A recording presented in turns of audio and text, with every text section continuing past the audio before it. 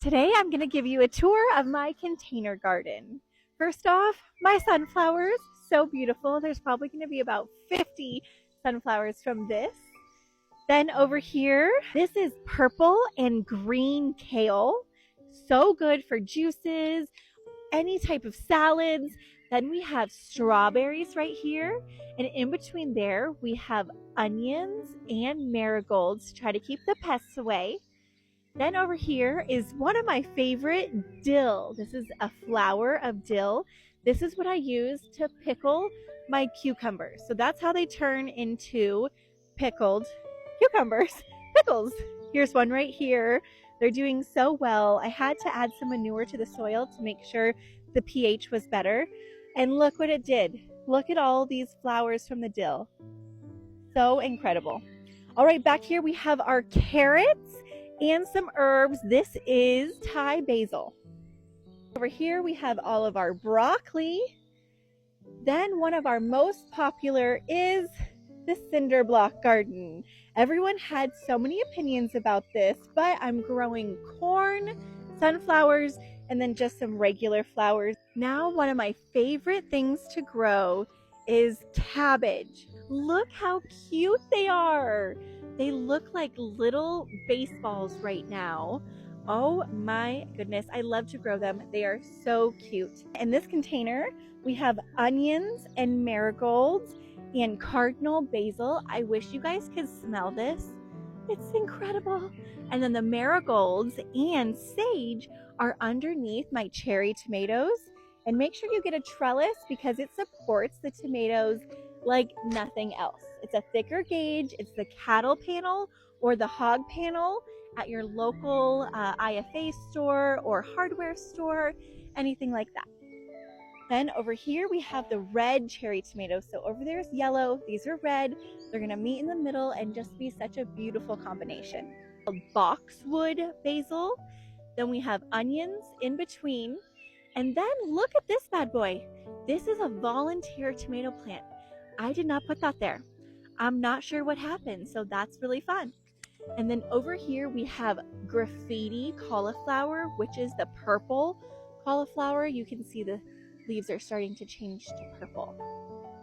All right, now we're going to take you to the complete other side of the garden. Go ahead and just walk with me.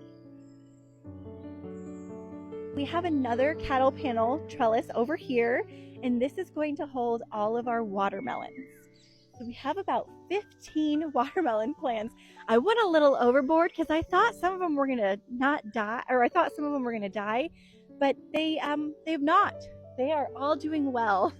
So look, this needs to connect onto here, and you can always help your plants make sure that they're doing well. So then in between the watermelon, I wanted to make sure that we still use this entire garden bed. So I have some herbs and flowers. Look at these basils.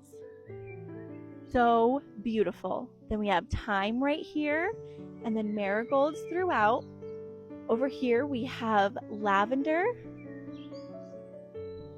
and then another thyme, another marigold. We have some rosemary, and then, oh my gosh, look at this bush. This sweet basil. Oh my gosh, it's amazing. And then more watermelon. We're gonna have lots of watermelon this year. And this trellis is gonna hold them so well. Over here we have our potatoes. And honestly, this is like wah, wah, wah. I thought I put enough in here to make the entire garden bed just so lush with all of these, and it's not. And a couple of them are already kind of starting to die on me. So this is a learning lesson. Maybe it's too much in the shade. Maybe this is strictly gonna be like an herb lettuce garden. I'm not too sure, but every single year you always take notes and figure out what works and what doesn't, and just figure it out for the next year. When we planted this container garden, we called it Little Italy. And honestly, it's a little disappointing because I think I planted the wrong stuff here. This tree gives it so much shade, and it does not get the sun like those tomato plants do over there. So unfortunately, this is another learning lesson. We have tomatoes on this trellis that I thought were going to grow big and lush like the other ones. They're still kind of producing because look, there's a sun sugar ready Look at that, so beautiful. And then look at these Romas right here. These are very unique. These are called Roma the Third, and they're a little bit different than regular Roma tomatoes. But yeah, nothing is really growing. Like all the marigolds are kind of dying. These over here are not taking off. So yeah, this is not Little Italy. It's Little Disappointment. But like I said, we're just going to figure out what we did wrong and go from there because there's a pepper plant and it's doing well, right?